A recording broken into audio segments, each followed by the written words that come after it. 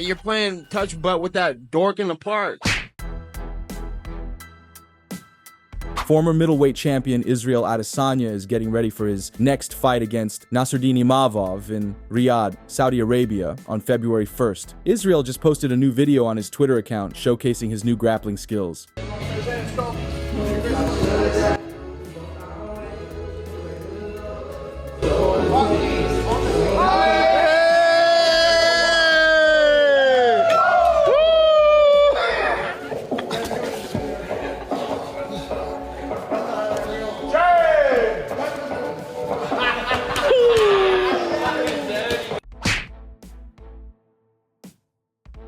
UFC veteran Michael Johnson has expressed his desire for a rematch against Justin Gaethje, following his stunning knockout victory over Ottman Azater. Last weekend, Johnson delivered another highlight reel finish, knocking out Azater in Tampa, Florida. The win marked a triumphant moment for fans of The Menace, especially considering the challenges and setbacks he has faced throughout his career. After the fight, Johnson had one name on his mind for a potential showdown: Justin Gaethje, the fighter who defeated him in their thrilling 2017 encounter. 5 years? Maybe more. I want to fight, Johnson said. I always tell people I want to do 8 to 10 more years, and they look at me like I'm crazy. But I'm not slowing down anytime soon. As long as my body's healthy and I can push through, I'll keep going for as long as I can. Reflecting on his career longevity, Johnson added, "I think Nate Diaz said it best, and he's become a good friend of mine. He was an opponent, but we keep in touch. He once said, 'Shit, I'll fight till I'm 50, just getting started.' And that's exactly how I feel. I'm just getting started. This could be my peak. A lot of people peak at 25 or 30, but maybe I'm peaking at 38 or 40. As for Gaethje, Johnson made his intentions clear. The Justin Gaethje fight, that's the one I want. I think everyone would love to see a Gaethje-Johnson rematch.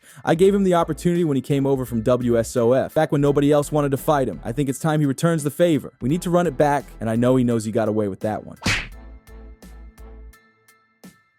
Conor McGregor posted new training footage that UFC fighters started to mock.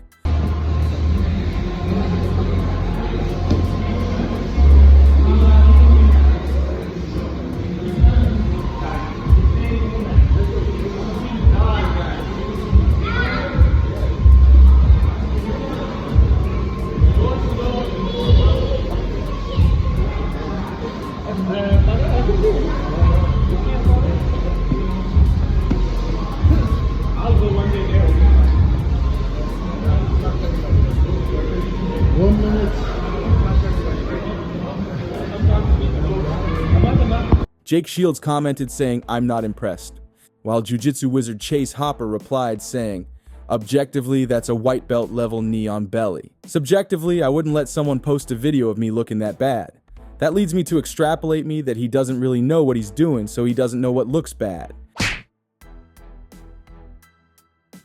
Jon Błachowicz believes Magomed Ankalaev needs more to overcome Alex Pereira. In an interview with James Lynch for Home of Fight, Jon Błachowicz shared his thoughts on why he isn't fully convinced that Magomed Ankalaev has what it takes to beat Alex Pereira if the two face off in 2025. If Ankalaev will fight like last fight with Rakic, he's going to lose the fight, Błachowicz said in an interview with Home of Fight. He needs to do something more. He is a good fighter, but it's not enough for Pereira in this kind of style. He needs to change. He needs to be more. He has to believe in what he's doing. I think he doesn't believe. He just wants to win the fight, but don't take too much punches. He is very careful in this what he's doing, and I think this kind of way. Fighting with Pereira will not work. Błachowicz and Ankalaev have shared the octagon in the past. The two competed for the vacant UFC Light Heavyweight Championship back in late 2022. A winner was not determined, as the two fought to a split draw in an uneventful fight. Błachowicz has also fought Pereira, dropping a close split decision in their July 2023 clash.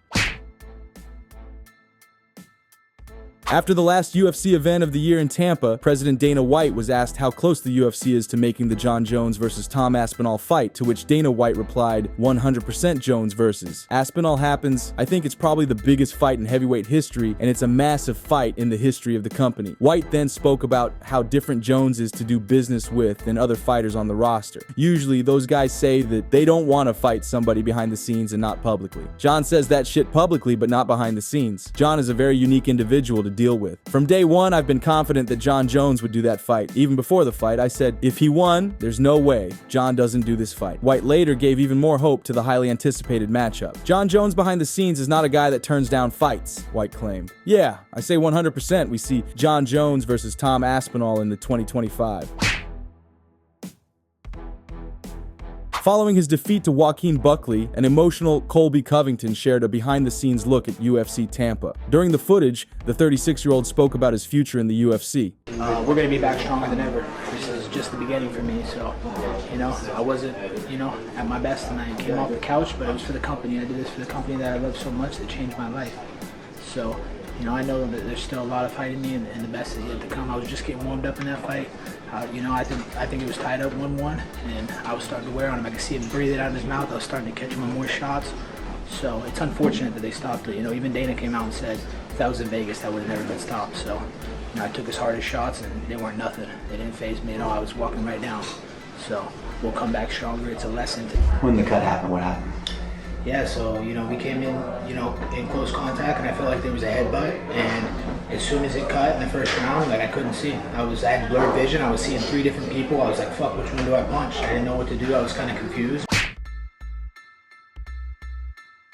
Israel Adesanya did one of his live streams during the UFC Tampa fight night. After Manel Kape's impressive showing versus Bruno Silva, Kape threw shots at Kai Kara France and his training partner Israel Adesanya, to which Israel responded. Oh, man.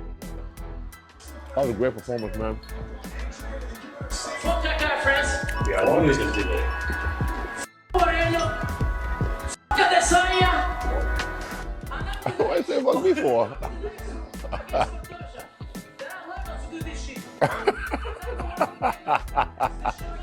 Man, I give this guy all this credit, like he's looking nice. They said, fuck you. Hey, I still keep it real, man. He fucking showed out. And man, it just shows I've been in his head this whole time. I didn't even think it was like that. But he did well. Good job, little chast.